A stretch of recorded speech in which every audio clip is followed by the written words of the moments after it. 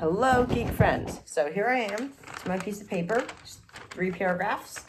I worked relatively hard on this story. Like, if you want to see me work even harder on it, then if you know me, then, well, actually just comment, like, subscribe. I don't know, my brain's not working right now. Comment, like, subscribe, if you want to see me do a part 2 of the story, because I leave off on a cliffhanger at the end, and the end will shock you. Ow, how that actually kind of hurt. Okay, so, I've not come up with a name for it yet. So, the main basis idea of this is, the movie Weathering With You, because, it follows the same basic character arc thing, I guess. Just really, really, really different. This one has more of a horror twist to it because stuff's gonna happen, as you'll figure out. So, and here we begin a story because I didn't figure out the name. There was once a girl who could bring the day in a world that was locked in an eternal night. She was named Ella, and this is her story.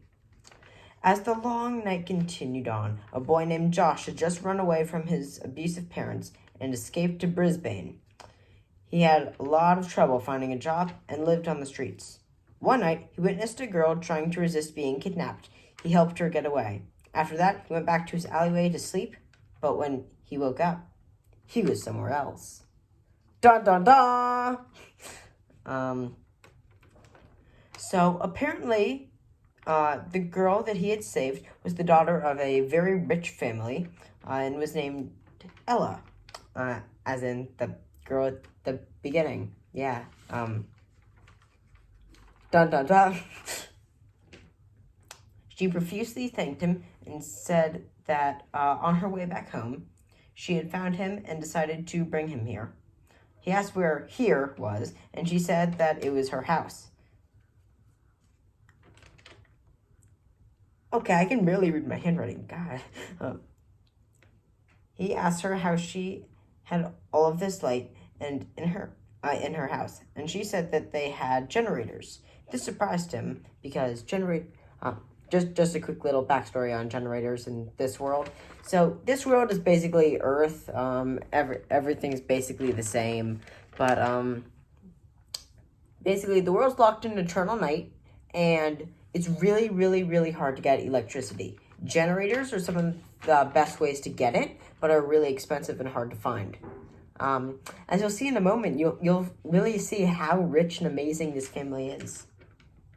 This surprised him, and he saw one of them in the corner of the room and asked how many they had. She said that they had 30, that they had more than 30. And I wonder why he's surprised. Generators were very hard to find, and it was amazing that they had that many. Yes, it really was. For this world, just as another quick sidetrack. God, I'm sidetracking myself a lot. Basically, you need specific materials that can only be found during the daylight to make the generators. Every 3 or 4 decades, there is a person who is able to bring daylight once again to the world. So that's the main plot idea.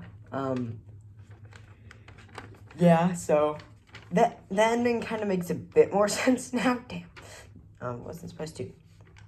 So Josh stayed at the house for the rest of the day, but ended up staying the night on accident. That night, he got thirsty and he left his room.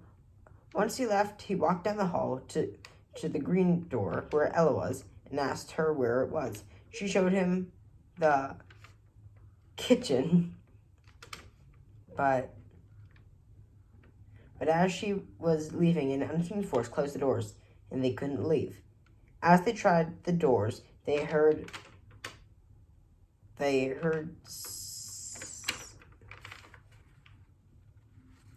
something and turned around. Standing there in the middle of the kitchen was a maid. That isn't suspicious at all. Ella looked relieved until she noticed until she took out some darts and threw them. One of them hit Josh in the gut, and another hit Ella in the leg. As they both faded out of consciousness, the maid giggled, and it all went black. Subscribe for part 2! Yeah, so that was my story. God, I sidetracked myself a lot during that. If any of you want it, I can send you pictures of it. Just say something in the chat if you want it. So then you can show it off to your friends, like, I'm subscribed to this awesome dude who writes stories. So, yeah, my plan is to do a lot more stories in this channel because I find that I'm actually decent at writing them when I really put my mind to it. And, yeah, so make sure to be looking out for some of my videos. If you haven't already, make sure that you like and subscribe so you can hear part 2. And peace.